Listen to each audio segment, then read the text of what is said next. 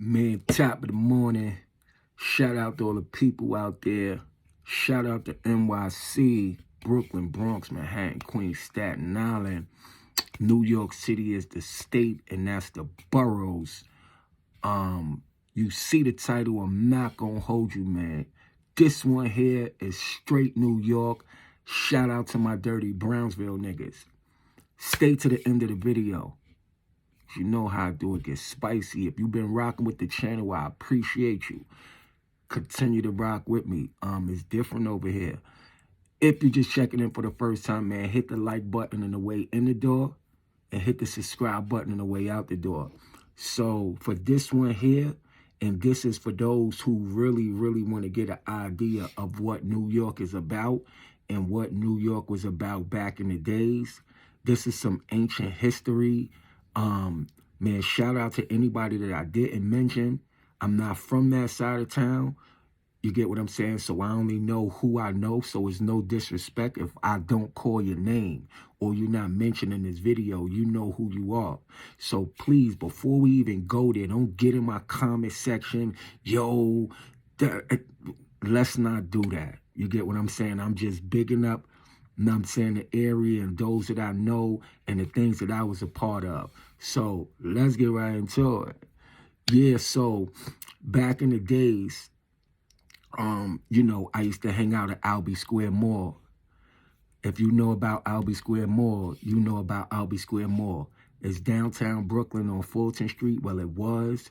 That was the place where everybody met up. Everybody linked up. All of the rappers from back in the days used to be in the Albee Square Mall. Used to have Eric B. and Rakim. Used to have Big Daddy Kane, used to have Biz Markie, EPMD came through. You know what I'm saying? It was a fashion show. Like on the second and third floor was a fashion show. You be in a basement and you just look up and you see mad dudes with big trunk jewelry and things of that nature.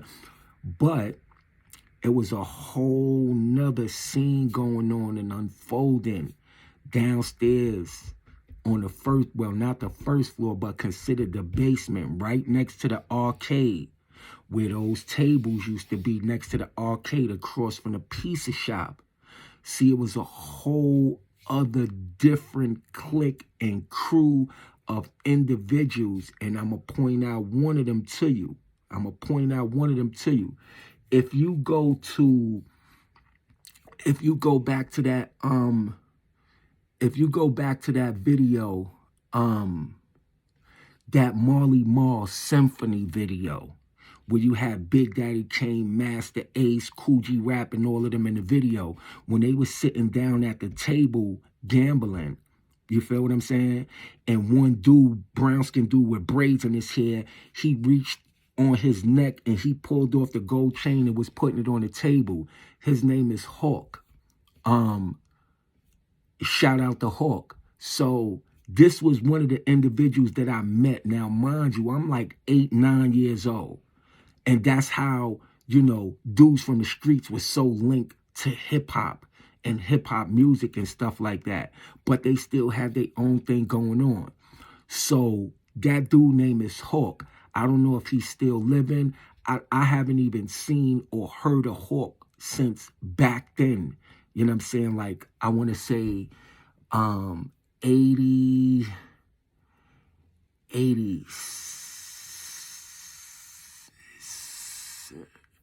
all right, 87, 88, you know, 87, 88, somewhere around there. Could have been a little bit earlier. But me, I was a young dude. I was running the streets. I was outside running the streets, 8 years old. So, yeah, so I met Hawk. And then, who else? It was Hawk. It was La. It was Dog. Punkin met him on another occasion. You know what I'm saying? Punkin from the Garvey. Punkin, Black, Wade Lowe, who else? Yeah, so these were some of the individuals, and they used to sit right there by the tables, right next to the game room in the Albee Square Mall in the basement, and then that was the entrance where you could go to the train station. They used to sit right there, congregate, and people used to be coming from somewhere everywhere. You know what I'm saying? And then at a certain time, it'd be like 30, 40, 50 of them jump on the train and head to Midtown. Now, when I say Midtown, if you know, you know what Midtown was hitting for. And all of this is like over 30 years ago, so I could speak on some stuff. Midtown was digging pockets kind of flow. You feel what I'm saying? Because back then, like, a lot of rich people or well-to-do people, it was no debit cards and no credit cards. So, you know, people who had money, they used to be walking around with $5,000, $10,000, $15,000, $20,000 in their pocket. You know, females used to be having on, you know, diamond chains. Guys used to have on Rolex watches, expensive watches, you know. And my dirty Brownsville niggas, man, they was on it, you know. I used to go to Midtown with them. Used to be digging in pockets. You know the lingo, yo, pocket left. You feel what I'm saying? So if it's a sit, and I'm going to break it down to you real quick so you can know I was there. Boom, you size up a Vic and you be like, I'm going for pocket left or I'm going for pocket right. So how it work is like, if I'm the one that's going to go for the pocket, let's say the left pocket of a person's pants, the front left pocket, let's say if I'm going to go for that pocket, then the person who with me will grab their right pocket to distract them. So they turn in that direction and then boom, I hit the left pocket. And I get in traffic, I get the movement. If they try to react, then the dude that's with me gonna snuff them, you know what I'm saying, gonna push them to the floor, gonna whatever. You know what I mean? And a lot of times, that's how a lot of dudes from Brownsville came up on some real big money and got into the drug game and, you know, pretty much ran it up from there. So that was one of the hustles. Another hustle was, and this is, back in the days, they used to have garbage cans like lined all throughout the city. It was either lime green or orange garbage cans, like wire garbage cans. And that was so, you know, people could put their garbage in it. And the reason why they start removing these from the city is because dudes used to take these garbage cans and used to throw them through jewelry store windows and snatch the jewelry. That was like Midtown days. You know what I'm saying? That was the hustle. I was there. So I'm telling you what I know. I ain't getting into all the, I'm telling you what I know. And, you know, not only shout out to my dirty Brownsville niggas, but man, shout out to the lowlifes too. Shout out to the lowlifes too. So that was the other hustle. The lowlifes. The lowlifes. Lowlifes was epic. Lowlifes was known all through Brooklyn. And lowlifes was individuals, you know, who wore polo from head to toe. Hat, t-shirt, undershirt, boxers, jeans, socks, sneakers, boots, coats, hoodies.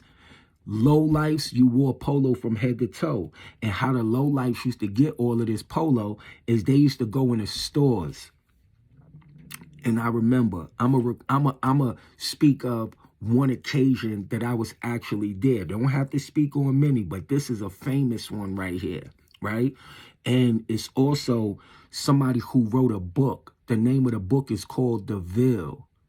It's a story about Brownsville. And they mentioned this incident in there. I was there personally, right? And I'm going to tell you how it all started. The lowlifes, they was walking around, you know, downtown Brooklyn, and you knew them because they was mad fly. You know, they was colorful. They had on the polo, so you knew them. We was in the Albee Square Mall. Me and a couple of my little young friends, because we was running around downtown Brooklyn, snatching people chains. You know, people go shopping. And, you know, pretty much they buying sneakers and clothes and stuff. We snatching their bags and then later on take it to the store, get a refund, get the money and you know what I'm saying, go buy us our size or what we need. And don't judge me. I'm just saying that this is the era that I came from. Brooklyn was robbery. It was greasy. Like, this is how we got money. And I'm a little kid at this time. Mind you, I'm not even 12 years old. I'm not even 11 years old. But this is one of the ways in which we got money. So if I snatch somebody chain downtown Brooklyn, listen, I apologize. If I snatch somebody bags, man, listen, I apologize. I was a young kid from the projects. I'm trying to eat. I need some money. Whatever it is I can make some money off of, that's what I was on. My mom's is a crackhead. My pops is a dope fiend. Read the story. Don't judge me. But this is what it is. It was gritty back then. But let me get back to my story. So we come out of the Albee Square Mall because ain't no money in there. We didn't walk back and forth downtown Brooklyn. We ain't really seeing no money. So we bump into the lowlifes. So they was about to bust a move. They was going into the store A&S at the time.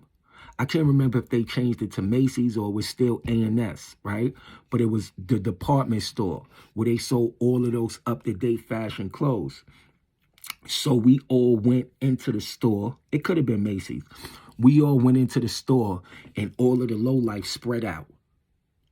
All of them went to like a display case and a display rack. So this display, it would be a table full of polo t-shirts. This one would be a table full of polo short sleeve shirts. This one was a table of polo long sleeve shirts. This one was a table of polo jeans. Then they had polo robes and polo. This was like the polo section. So I remember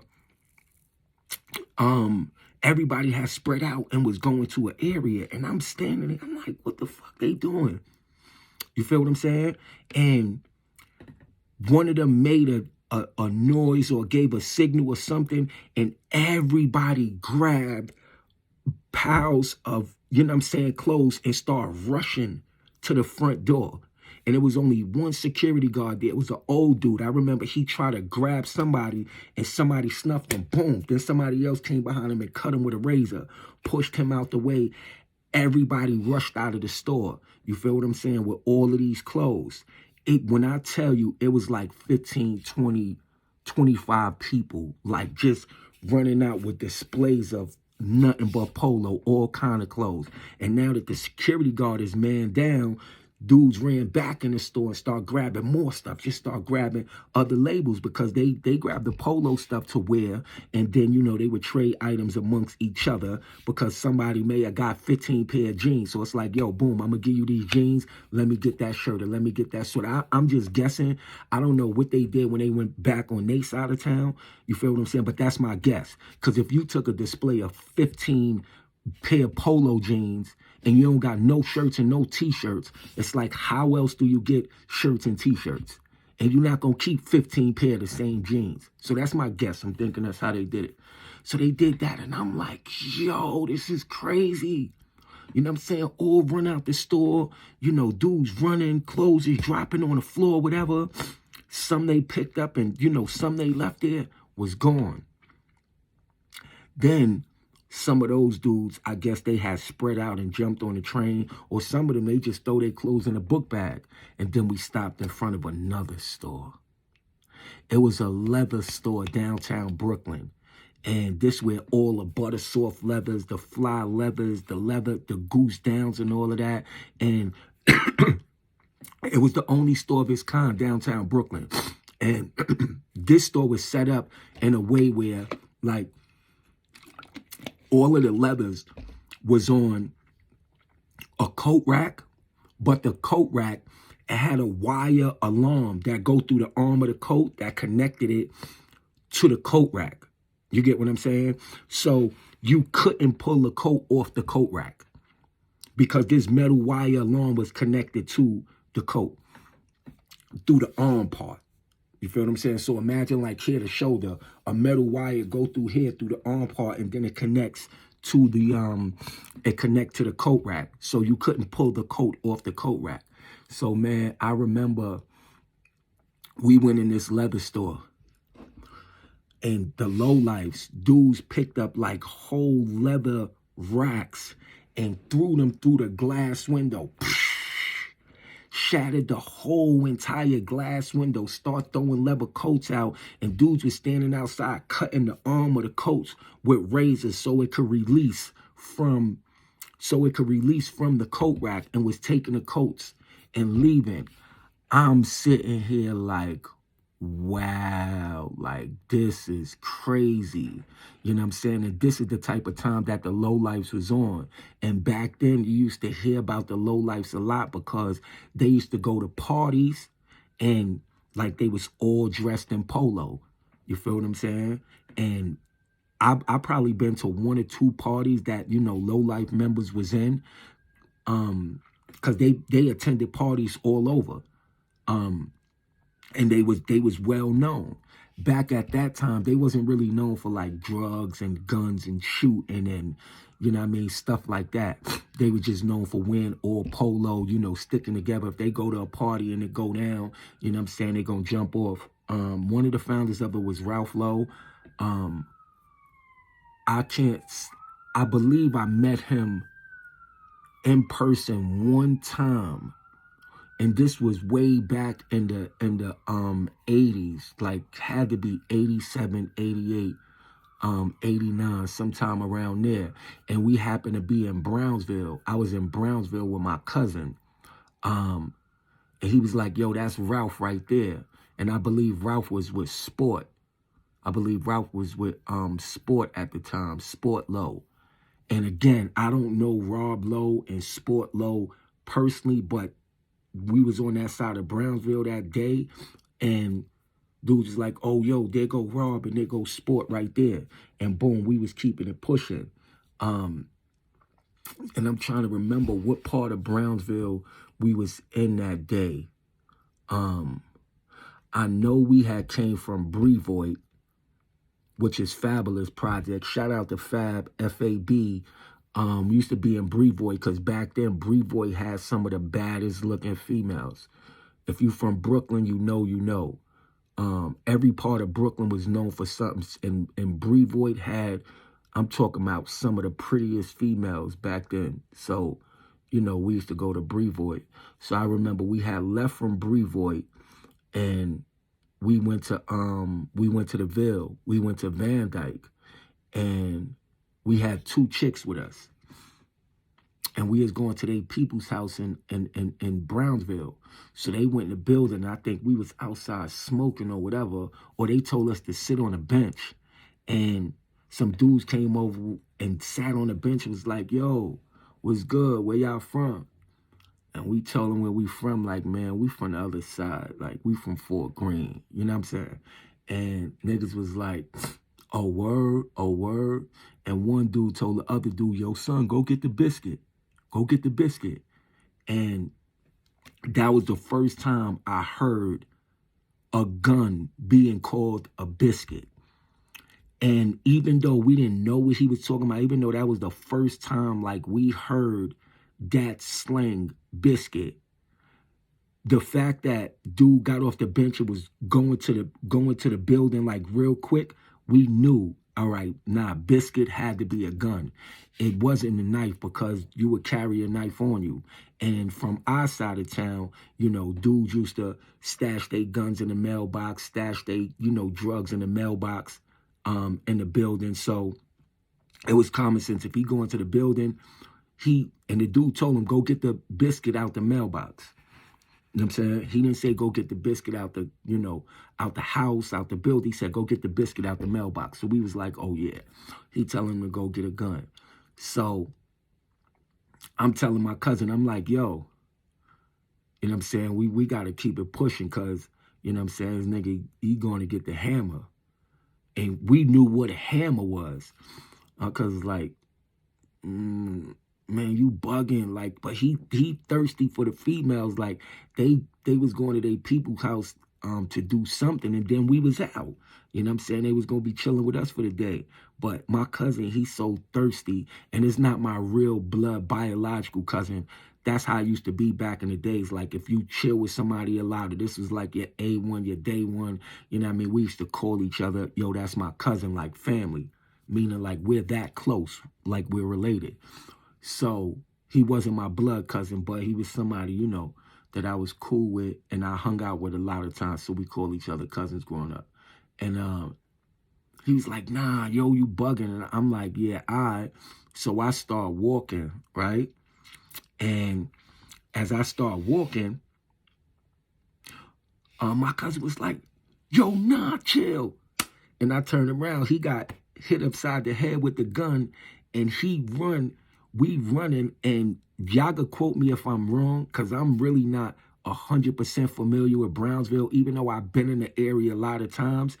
I can't remember. I think we was in Van Dyke, but I can't remember. I know Van Dyke and the Garvey, Marcus Garvey, is right next to each other. But I can't remember if we was in Van Dyke or the Garvey. So I'm going to tell you, if you from Brownsville, tap in, because you know what I'm talking about. So when we ran, we was in front of the building. There was some benches in front of the building. And when we ran out, we ran to the left. And it was like, you come out of the projects. So when you come out of the projects, we made a left. And we running, and it's like, it was like yellow and green back then. But it looks like it's a train track. You feel what I'm saying?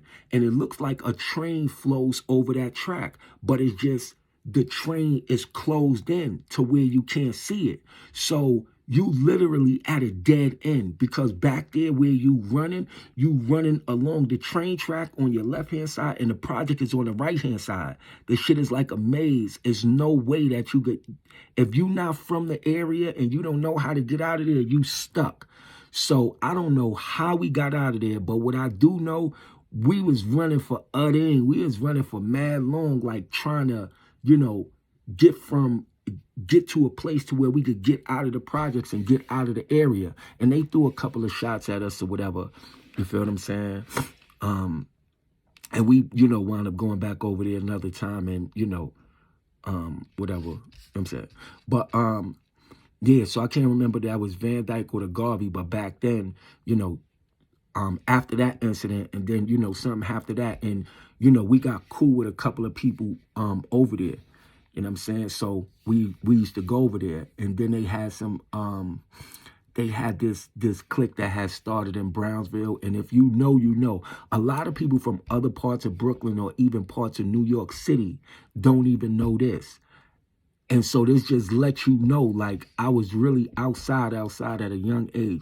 They had this crew that had started in like Brownsville / East New York area called MGOT.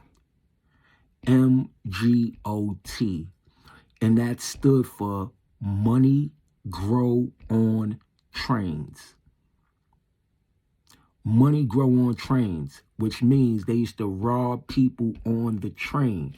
So back then, if you took the M line and the L line that was coming out of Brownsville, that's the reason why that train was dangerous back then. And they tell you, like, after 8 o'clock, 9 o'clock at night, don't get caught slipping on that train. Because if you did, it was dudes from that side. They was called MGOT. And I was cool with a couple of dudes, you know what I'm saying, that ran with MGOT. And the one I'm talking about, I called my cousin, that he got hit in the head with the gun that day. And Van Dyke or Marcus Garvey, he wound up being part of MGOT. So that's how, and it, you know, so that's how Brooklyn was right back then. Like, you could be from one area, and because you start chilling with, you know, dudes from another area, then now it's like you know from being part of this area too, and you cool with people over there. So that's how, you know, dudes moved around and dudes connected. But, you know, we was young, so we wasn't into, like, the drug selling and drug dealing and, you know, things like that. We was just still doing the young little kid stuff back then. So, yeah, he was part of MGOT. And, you know, like I said, man, they used to be on the train with the hammers, with the mallets, you know. They used to be hitting people with the hammers, robbing them, or, you know, just strong arm robbery, whatever it was that they was doing. I never personally was a part of that gang or participated in none of that. It's just something that I know about because, you know, they was part of it. And I was just chilling today, man, and I was feeling like, you know, I'm like, man, let me just get some history and let me just shout out, you know, some people, shout out, like I said, shout out Dirty Brownsville. They call it Dirty Brownsville for a reason. There's no disrespect. If you know, you know. You know what I'm saying? And I remember a nigga put a gun in my head and took my blunt one day in Brownsville. And I was a youngin', like, pulled out a gun, put a gun to my head, and took the blunt I was smoking. You feel what I'm saying? Back then, you go through Brownsville, dudes was stripping you. Dudes would pull a gun out on you and strip you for all your clothes. So you go through Brownsville, you got some fly, nice clothes on or whatever, like, dudes stripping you. You know what I'm saying? And I can't say if I had on fly clothes that day or if I didn't have on fly clothes. Or maybe this dude was just on a different time. But the dude put the gun in my head. I was about to take a pull of my blunt, put the gun in my head, took my blunt, and walked away smoking the blunt. Ain't say nothing else. And I'm standing there looking like, yo, this is crazy. You feel what I'm saying? I'm like, yo, this is crazy. That was Brownsville. Yeah, so man, shout out to Brownsville, shout out to the Ville, you know, shout out to the lowlifes, you know, like I said, shout out to them guys, you know, who used to be going to Midtown back in the days. Brownsville was the ones that was going to Midtown back in the days. They the ones that had the team back then and everybody else was moving with them. That's not to say that it wasn't other people going to Midtown that had their things going on, but from my personal experience, and it was times like, you know, I used to go to Midtown, you know, by myself or a couple of my people and try to replicate what they was doing. But they thing was so different because they used to go with a squad of like 30, 40 people. They had the numbers. You understand? So if they robbed somebody or they took something from anybody, it was like you couldn't fight them because it was too many people to fight. It was too many people to fight, you know? And, you know, that's what it was. So shout out to them guys. Shout out to the Albee Square Mall. You know, shout out to Big Daddy Kane. And he had a brother named Little Daddy Shane that used to live right on the side of the Albee Square Mall. And Big Daddy Kane, I saw you over the summer. I'm not a groupie, so you know what I'm saying, but I saw you over the summer. We was in New Jersey at the indoor water park and amusement park type thing. And we walked past each other like 2 times in the water park. And I'm looking at you. I'm like, oh, that looked like Kane. And I was with my peoples at the time. And they was like, yo, you just saw Big Daddy Kane. You just saw Big Daddy Kane. And I'm like, yeah, I saw him. But, you know, we gave a little head nod or whatever. But, you know, like I said, we was in New Jersey in the indoor water park area, and they got the indoor amusement park. I can't remember the name of, you know, that water park in New Jersey, but Big Daddy Kane, I saw you in there, and I'm not a groupie. I see you, you know, I nod my head and we keep it moving. We don't do no groupie love. But I used to see you a lot back in the days in the Albee Square Mall when I was a shorty, and I used to say what's up to you, and you used to respond with that country accent like, yo, what up, y'all? You know what I mean? So yeah, man, shout out to my, you know, dirty Brownsville niggas, Brownsville history. Shout out to the lowlifes, you know, man, shout out to anybody that grew up in that area, that era, and that knew, you know, what Brooklyn was like, what Brooklyn was on. And that's some of the things that Brooklyn was known for that made Brooklyn unique. Like, I don't think it was ever another crew that came out of the whole entire New York City, like the lowlifes. Like, this crew formed, and they formed on the basis of just all of them wearing polo. And they created a crew called the lowlifes. And they were spread throughout Brooklyn. I don't believe there's no, and that's just historical in itself, for them to even think to do something like this. And that was something that hasn't been done nowhere else in New York, and it hasn't been done nowhere else in the United States, from what I heard or from what I've been hearing. And that's some of the uniqueness about New York. You know, it's like New York, we did a lot of unique things. We were known for a lot of unique things. It don't matter if it was good, if it was bad, if it was right, wrong, or indifferent. But you know, New York always had a different swag, a different flow, a different way of doing and being, and you know what I'm saying, stuff like that. And you know, that's just what it was. And it's like now New York is not known for nothing. So New York is really be trying to follow and jump on every trend, you know, that be going on. And that ain't us. It's like we got to get back to being, you know, uniquely New York. If we don't, it don't matter. Life still go on. But that's when New York was New York. And that's why so many people from all over the world, they heard so much about New York, and they wanted to come to New York, and they wanted to be a part of New York, especially Brooklyn. Brooklyn was the borough back then. Always something going on, always lit. Every part and every area of Brooklyn was known for different things. You feel what I'm saying?